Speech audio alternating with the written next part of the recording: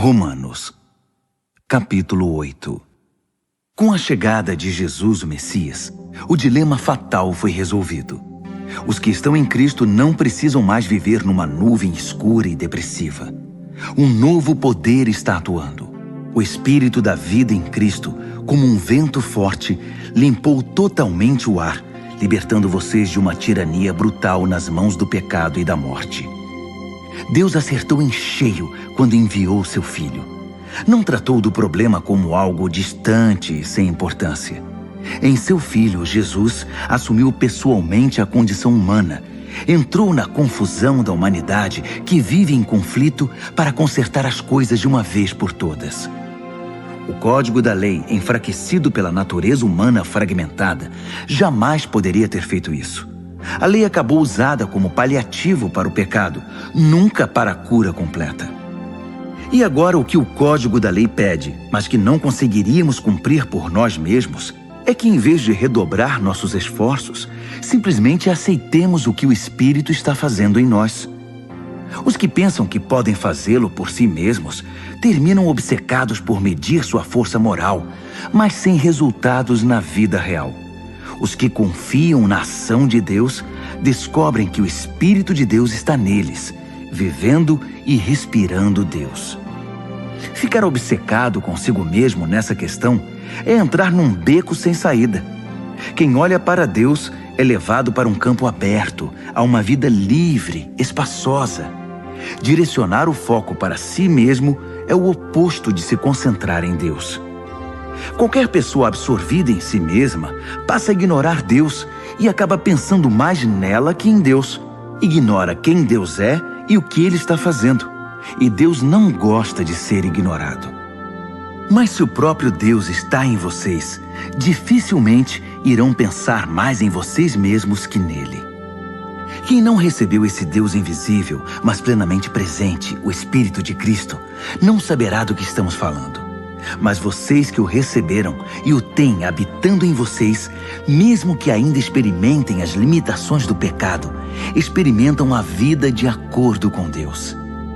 Não há dúvida de que se o Deus vivo e presente, que ressuscitou Jesus dentre os mortos, atua na vida de vocês, Ele fará em vocês o mesmo que fez em Jesus. Ele os trará vivos para si. Quando Deus vive e respira em vocês, e Ele o faz, como fez em Jesus, vocês são libertos daquela vida morta. Com seu Espírito vivendo em vocês, o corpo de vocês será tão cheio de vida quanto de Cristo. Vocês não percebem que não devemos um centavo à velha vida, na qual a pessoa tem de fazer tudo por si. Não há nada nessa vida para nós, nada mesmo. O melhor a fazer é dar a ela um enterro definitivo e se engajar na nova vida. O Espírito de Deus nos chama. Há muito o que fazer e lugares para conhecer. A vida da ressurreição que vocês receberam de Deus não é vazia. Nela há uma constante expectativa de aventura que sempre pergunta para Deus: e agora, Pai, o que vamos fazer? Como as crianças fazem. O Espírito de Deus entra em contato com o nosso espírito e confirma a nossa identidade. Sabemos quem Ele é e sabemos quem somos, Pai e filhos. Sabemos também que vamos receber o que está por vir, uma herança inacreditável. Iremos passar pelo que Cristo passou. Se enfrentamos momentos difíceis com Ele, então é certo que com Ele passaremos momentos inesquecíveis. Não penso que seja possível fazer uma só comparação entre os tempos difíceis de hoje e os bons tempos que virão. O mundo criado quase não se contém esperando pelo que vem a seguir. Tudo na criação sofre restrições. Deus a controla até que todas as criaturas estejam prontas e possam ser libertadas para os tempos gloriosos que virão. Enquanto isso, a alegria aumenta com a expectativa. Tudo ao nosso redor observa uma criação grávida. Os tempos difíceis de dor neste mundo são apenas dores de parto. Mas isso não é apenas ao nosso redor, é também dentro de nós. O Espírito de Deus está nos impulsionando por dentro. Nós também sentimos as dores de parto. Nosso corpo estéril e sem vida deseja libertação plena. É por isso que esperar não nos diminui, assim como a espera não diminui a gestante. Na verdade, é uma espera que nos faz sentir grandiosos. Naturalmente não vemos o que nos causa isso, mas quanto mais esperamos, mais nos sentimos assim, e mais alegre se torna a nossa expectativa. Se em algum momento nos cansamos de esperar, o Espírito de Deus está ao nosso lado, nos dando aquela força. Se não sabemos como orar, não importa.